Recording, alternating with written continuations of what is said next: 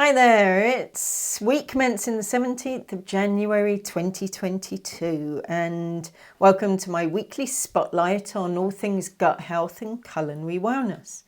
My name is Nikkie Windsor and I'm a gut health coach. I inspire and motivate shifts in mindset and behaviour to restore gut health and create a healthy and happy you.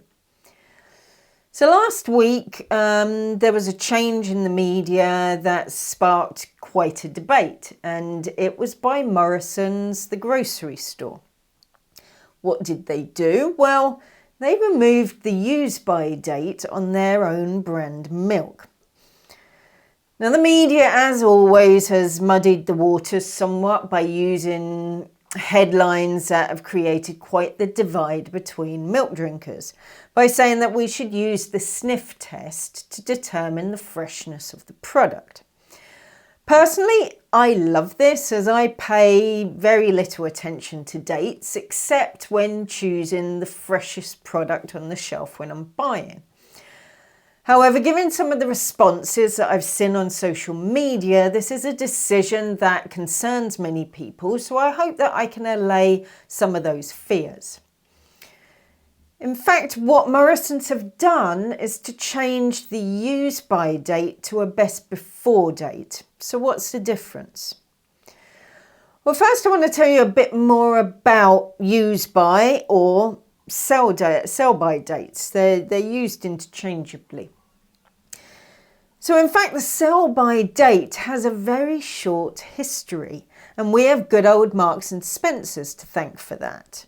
Back in the 1950s, they introduced this concept into their storerooms, but it didn't hit the shelves until the 1970s. So what did we do before 1970? Well, we purchased food day to day and we bought it in our local area, so there was little time for food to spoil. We engaged our other senses, we used our sight, our sense of smell, our taste to determine freshness. And we used a certain amount of common sense. We knew certain products like meat spoiled quickly and that it could make you feel really sick. So more caution was applied to those kind of foods. Now, domestic refrigeration really started rolling out in the 1950s, and by the 1970s, most of the UK households had a fridge. Now, the arrival of refrigeration meant that we could store food for longer, which in turn meant that we could bring food from further away. The further the food travelled from the source of production, the more concern rose with regards to its freshness.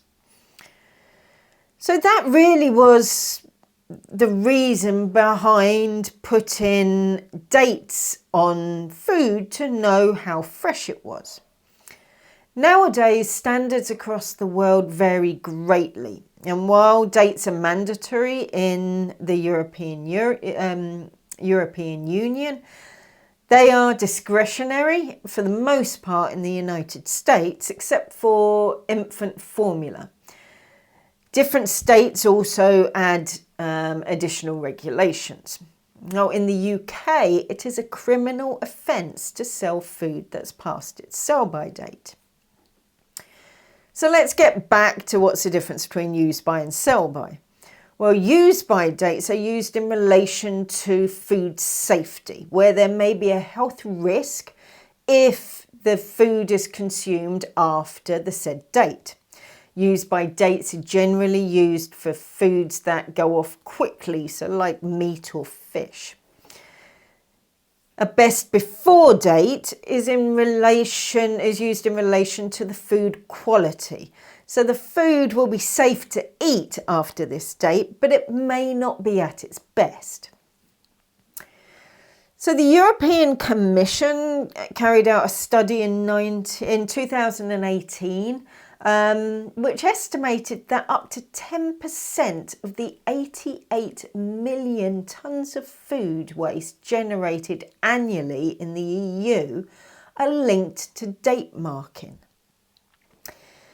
In fact, the European Commission has recognised that there is a misinterpretation by consumers of the meaning of these two dates, and that is contributing to the amount of food waste. So the European Commission aims to revise EU rules on date marking by the end of 2022, by the end of this year. Now, yes, I hear you, the United Kingdom has left the European Union, but there's certain pieces of legislation that will still apply to us until there is new UK legislation to take its place. And this is one of them. So whichever way this goes, you can expect to see more change in the use of dates on food in the very near future. Now, coming back to milk. Milk is the third most wasted food in the UK, after bread being number one and potatoes being number two. 330,000 tonnes of milk gets wasted each year. Now, let's delve into these figures a little bit more so you understand the real impact here. 330,000 tonnes represents 7% of total UK milk production, of which 90% of that, according to WRAP, who's the UK leading sustainability experts, is thrown out in the home. So that equates to more than 490 million pints of milk being thrown out by us each year. Yeah, and this is the killer. Research shows that milk can be used for days after the sell-by date. So this is great news and a positive step towards reducing food waste. Personally, I can't wait to see it happening on many other different products. So if you were concerned about this change by Morrisons, I hope that the information I've provided you has allayed some of those fears and showed the real need for us to be reducing food waste. So join me next week for another spotlight on gut health and culinary wellness. All right, have a great week. Bye.